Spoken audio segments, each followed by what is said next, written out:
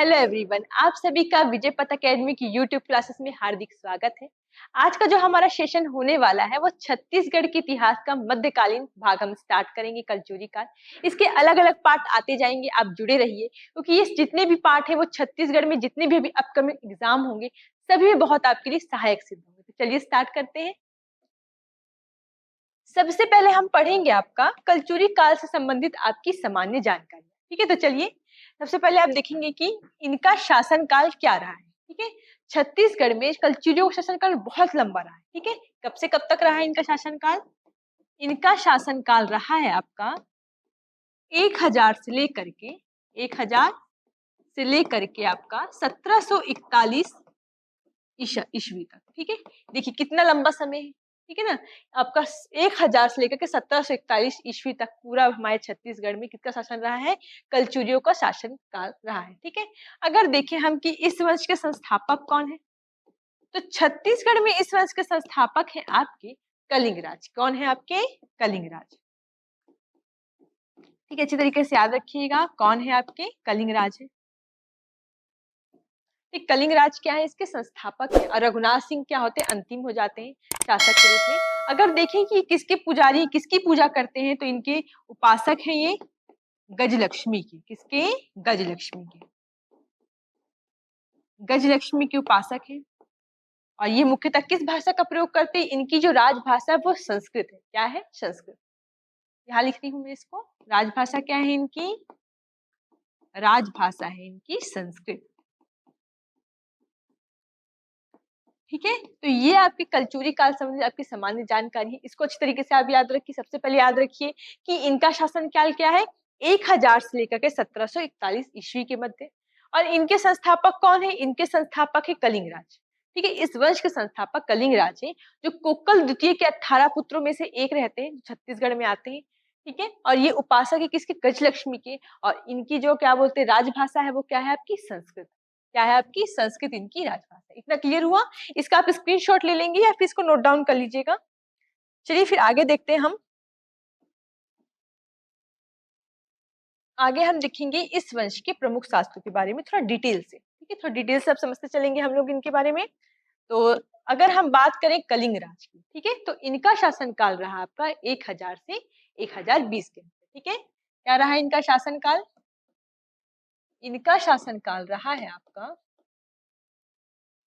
1000 से 1020 ईस्वी के मध्य। ठीक है, इसके मध्य में इनका शासन काल आप देखेंगे। ठीक है, 1000 से 1020 के बीच में ये शासन करेंगे। ठीक है, इनके बारे में जानकारी किससे मिलती है? ठीक है, इनके बारे में हमको जानकारी मिलती है सबसे पहले तो याद रखिएगा अल-बरूनी के तहकीके हिंद से। ठीक है, अल-बरूनी के तहकीके हिंद से। ठीक है,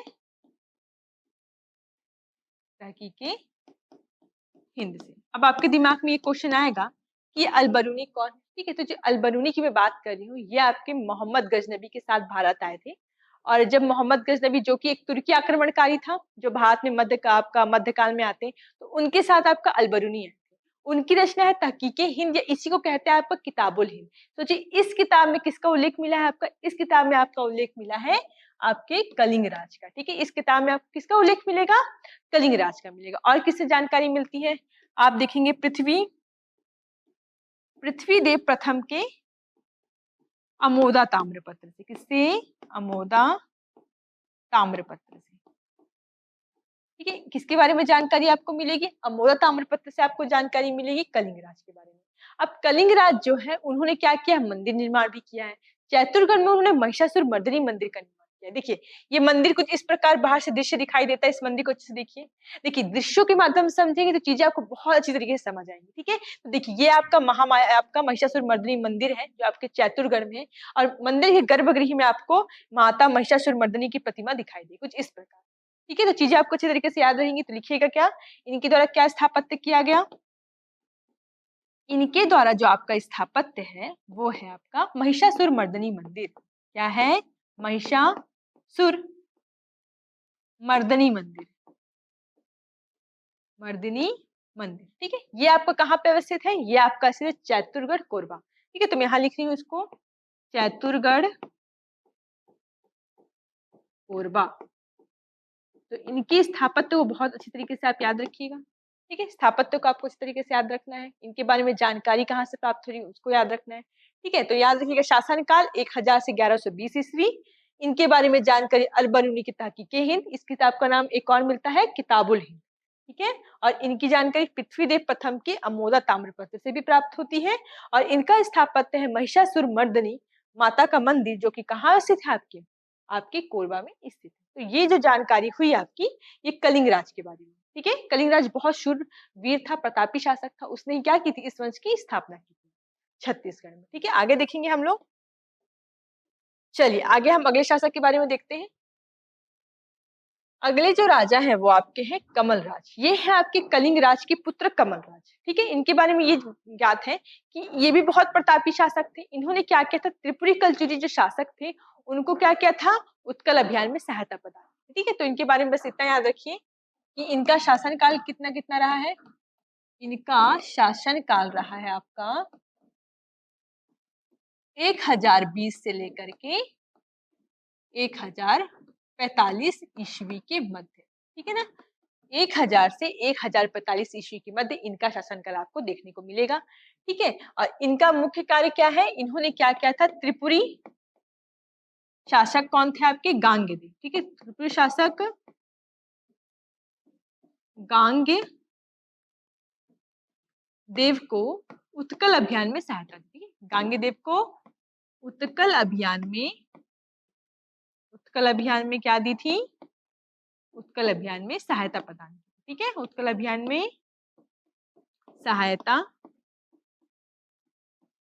प्रदान की। ठीक है, सहायता प्रदान की। ठीक है, तो कमल राज के बारे में तो आपको सिर्फ इतना ही जानना है कि इनका शासनकाल 1020 से 1045 के मध्य रहा है।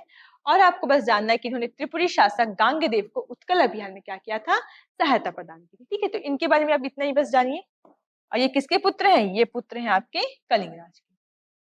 चलिए तो अगले शासक के बारे में देखते हैं। अगले जो प्रमुख शासक हैं वो है आपके कौन, रतन देव। ठीक है, ये बहुत मुख्य शासक में से इनकी गिनती होती है अगर हम देखें आपका कलचुजी वंश में। ठीक है, अगर हम इनके शासनकाल की बात करें तो इनका शासनकाल है आपका, सभी नोट डाउन करेंगे, इनका शासनकाल क्या है, इनका शासनकाल है आपका 1045 से लेकर के 1065। ठीक है, 1045 से लेकर के 1065 के। ठीक है, इनकी जो राजधानी, प्रारंभिक अगर हम राजधानी की बात करें तो सभी शासकों की पहली राजधानी क्या रहती है, तुम्मान। इस वंश के पहले जो शासक हैं तीन, इन सभी की राजधानी क्या है, तुम्मान। चाहे अगर हम बात करें कलिंग राज की, चाहे कमल राज की, चाहे रत्नदेव की, इनकी राजधानी क्या है, तुम्मान। लेकिन इसके बाद राजधानी क्या होती है आपकी, रतनपुर। ठीक है, रतनपुर राजधानी बनती है। अब रतनपुर राजधानी बनाने वाले कौन है आपके आपके रत्नदेव प्रथम। ठीक है, रत्नदेव प्रथम ने क्या किया, राजधानी परिवर्तन किया। उन्होंने क्या किया, 1050 ईस्वी में रतनपुर नगर की स्थापना करी। ठीक है, और उसको क्या बना लिया, अपनी राजधानी का निर्माण किया। ठीक है, तो बहुत अच्छी तरीके से याद रखिए कि तीन शासक जिन्होंने तुम्मान से शासन किया है, तुम्मान को राजधानी बना के, सबसे पहले कौन है आपके कलिंग राज है। ठीक, फिर दूसरे क्या है, कमल राज है। ठीक है, और आखिरी क्या है आपके आपके रत्नदेव। इसको अच्छी तरीके से याद रखना। ठीक है, फिर रत्नदेव के बाद क्या हुआ है, राजधानी परिवर्तित हुई है, और राजधानी परिवर्तित होकर क्या हो गई आपकी, रतनपुर हो गई। ठीक है, इनका विवाह किससे होता है, इनका विवाह होता है नौलल्ला से।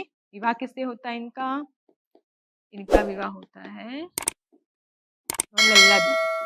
ठीक है, इसे याद रखेंगे। इतना आप लोग स्क्रीनशॉट ले लीजिएगा या इसको नोट डाउन करिएगा, फिर इसके आगे चलते हैं हम लोग। अब हम देखेंगे कि रत्नदेव प्रथम द्वारा कौन कौन से स्थापत्य बनाए गए या क्या क्या उनके द्वारा चीजों का निर्माण किया गया। सबसे पहले हम मंदिरों की चर्चा करेंगे। सबसे पहले इनका स्थापत्य देखते हैं। सबसे महत्वपूर्ण इनका महामाया मंदिर। ठीक है, क्या आपका महामाया मंदिर। ठीक है, महामाया मंदिर रतन। ठीक है, देखिए आप इस दृश्य में देख सकते हैं, ये आपके महामाया मंदिर का बाहरी दृश्य और ये गर्भगृह में माता की प्रतिमा स्थापित है। ठीक है, ये रतनपुर का है। दूसरा आप देखेंगे इनके द्वारा, ये आपका रतनपुर क्षेत्र में बनाया गया। दूसरा इनके द्वारा क्या बनवाया गया, दूसरा इनके द्वारा बनवाया गया रत्नेश्वर मंदिर। रत्नेश्वर मंदिर। अभी आपका रत्नेश्वर मंदिर कहाँ पे अवस्थित है? तो आपका जो रत्नेश्वर मंदिर है ये आपका कहाँ से? तुम्मान में अवस्थित है। कहाँ अवस्थित है? तुम्मान। ठीक है, तुम्मान में ही आपका क्या आ जाएगा? रत्नेश्वर मंदिर आपका तुम्मान में आ जाएगा। ठीक है, अगले मंदिर की अगर हम बात करें तो अगला है आपका बंकेश्वर मंदिर। क्या मंदिर है? बंकेश्वर मंदिर। ठीक है, अभी बंकेश्वर मंदिर भी आपका कहाँ स्थित है? ये भी आपका तुम्मान में स्थित। ठीक, अब इनके द्वारा भी बनवाया गया आपका महिषासुर मर्दिनी मंदिर, लेकिन वो कहाँ बनाया गया है? लाफागढ़ में बनाया गया। क्या बनाया गया इनके द्वारा? महिषासुर मर्दिनी मंदिर। क्या बनाया गया? महिषासुर मर्दिनी मंदिर। ठीक है, कहाँ अवस्थित है वो अवस्थित है आपका लाफागढ़ में। तो इन सभी मंदिरों को आपको अच्छी तरीके से याद रखना है, क्योंकि क्वेश्चन एग्जाम में बार बार इनसे पूछे जाते हैं, चाहे आपका सीजीपीएससी हो चाहे व्यापार में, घुमा घुमा के बार बार पूछा गया क्वेश्चन कि इस मंदिर का निर्माण किस शासक ने कराया है या ये किस सदी में बने। ठीक है, तो आपको अच्छी तरीके से याद रखना है। पहला जो आपका स्थापत्य वो महामाया मंदिर रतनपुर में है। दूसरा स्थापत्य रत्नेश्वर मंदिर जो कि उनकी पहली राजधानी तुम्मान में है, और बंकेश्वर मंदिर जो उनकी राजधानी तुम्मान है वहीं पे बना है, और महिषासुर मर्दिनी मंदिर जो कि लाफागढ़ में निर्मित है। और याद रखना है कि महिषासुर मंदिर एक मंदिर आपको कहाँ बताया है? चैतुरगढ़ में बना है, जिसको किसने बनवाया है? जिसको बनाया है आपका कलिंगराज द्वारा वो निर्मित है। तो कंफ्यूज नहीं होना कौन सा लाफागढ़ में है और कौन सा चैतुरगढ़ में। ठीक है, तो ये तो हो गया उनके द्वारा स्थापत्य। ठीक, अब हम देखते हैं कि रत्नदेव ने क्या किया है। आपका रतनपुर में बहुत सारे तालाबों का निर्माण किया। क्या किया है? बहुत सारे तालाबों का निर्माण किया गया है, इसीलिए आपको रत्नपुर को क्या कहते? तालाबों की नगरी भी कहा जाता है। ठीक है, तो नोट डाउन करेंगे इसको। ठीक है, रत्नदेव प्रथम ने क्या किया है? रतनपुर में बहुत सारे तालाबों का निर्माण किया। ठीक है, क्या किया है? बहुत सारे तालाबों का निर्माण। ठीक है, तालाबों का निर्माण किया है, इसलिए क्या कहा जाता है? इसीलिए आपके रतनपुर को क्या कहेंगे हम? रतनपुर को तालाबों की नगरी कहेंगे। क्या कहेंगे? तालाबों की नगरी, तालाबों की नगरी कह के बुलाई जाएगी। ठीक है, और इसी समय हमारे रतनपुर क्या कहते हैं? कुबेरपुर की संज्ञा दी जाती है। किसको? रतनपुर को क्या कहा जाता है? कुबेरपुर की संज्ञा दी जाती है, संज्ञा दी जाती है। तो इस चीज को बहुत अच्छे से याद रखिए, सारे ही फैक्ट बहुत इंपॉर्टेंट है आपके लिए। ठीक है, कि क्या कि रतनपुर में बहुत सारे तालाब बनाए जाने के कारण से क्या कहा जाता है? तालाबों की नगरी कहा जाता है। और साथ ही क्या कहा जाता है? इस समय रतनपुर को क्या कहा गया? रतनपुर को कहा गया आपका कुबेरपुर। क्या कहा गया? आपको कुबेरपुर कहा गया, क्योंकि ये जो क्षेत्र था आपका बहुत ही ज्यादा संपन्न क्षेत्र था। ठीक है, धन संपत्ति संपदा के क्षेत्र में देखा जाए तो ये क्षेत्र आपका क्या है? बहुत ज्यादा संपन्न है। और अलग अलग काल में इसका नाम बदला है, जैसे कि मणिपुर है ना, रत्नावलीपुरी, सब नाम आपको देखने को मिलते हैं किसके? रतनपुर के ही देखने को मिलते हैं। ठीक है, इनके स्थापत्य में हम एक और चीज देखेंगे, इनके द्वारा क्या किया गया? एक गज किले का निर्माण किया गया। क्या? गज किले का निर्माण किया। इसमें एक ऐसी प्रतिमा है जिसमें वो स्वयं का ही गला काटती है। ठीक है, चलिए देखेंगे कि इन्होंने क्या बनाया है आपका? एक गज किले का निर्माण किया है, किले का निर्माण किया है। ठीक है, क्या किया है? गज किले का निर्माण किया है, और इसमें रावण की एक ऐसी प्रतिमा है, इसमें क्या है? रावण की ऐसी प्रतिमा है जो अपना गला स्वयं काटती है। ठीक है, रावण की ऐसी प्रतिमा है जो अपना गला स्वयं काटती है। ठीक है, जो अपना गला स्वयं काटती है।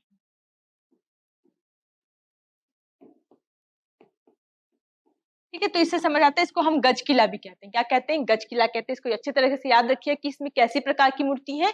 ऐसी मूर्ति है जो अपना गला स्वयं काटती है। किसकी मूर्ति है वो रावण की प्रतिमा है। ठीक है, इसको अच्छी तरीके से याद रखिएगा आप लोग। ठीक, तो ये आपका किसके बारे में हो गया? आपके रतनपुर के बारे में आपकी विशेष जानकारी कि रतनपुर में क्या क्या जगहें हैं और वहां से क्या क्या साक्ष्य प्राप्त हुआ है और किस शासक से वो आपका संबंध है। ठीक है, तो कलचुरी काल के हम जो महत्वपूर्ण 3 शासक हैं, अभी हमने उनके बारे में पढ़ा। पहले हमने किसके बारे में पढ़ा? कलिंग राज के बारे में। फिर हमने किसके बारे में पढ़ा? कमल राज के बारे में। और फिर हमने देखा किसके बारे में? रत्नदेव प्रथम के बारे में देखा। तो इन 3 शासकों के साथ हमारे कलचुरी काल का पार्ट 1 ही समाप्त होता है। नेक्स्ट पार्ट में हम इसके आगे के शासकों के बारे में अध्ययन करेंगे। मैं उम्मीद करती हूँ कि चीजें आपको बहुत अच्छी तरीके से समझ आ रही है। इसी प्रकार चीजों को समझते चलिए और हमारे साथ जुड़े रहिए। धन्यवाद।